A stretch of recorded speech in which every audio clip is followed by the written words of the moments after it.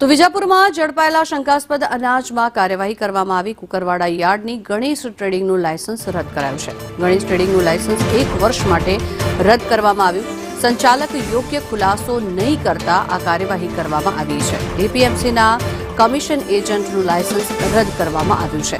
7,700 kilo અનાજ પુરવઠા વિભાગે ઝડપી પાડ્યું। શ્રી ગણેશ ટ્રેડિંગ કંપની નામની આ પેઢીમાં આ જથ્થો રાખવામાં આવ્યો હતો। જોકે ચણાનો 613 કિલોનો જથ્થો પણ ઝડપી પાડવામાં આવ્યો છે।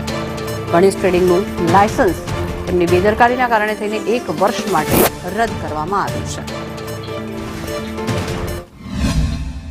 જે અનાજ વિતરણ થાય છે, જેવું કે ઘઉં, ચોખા અને ચણા, એનું ગેરકાયદેસર વેચાણ કરતા ગણેશ ટ્રેડિંગ કંપની કુકરવાડાનું લાયસન્સ એપીએમસીએ રદ કરેલ છે।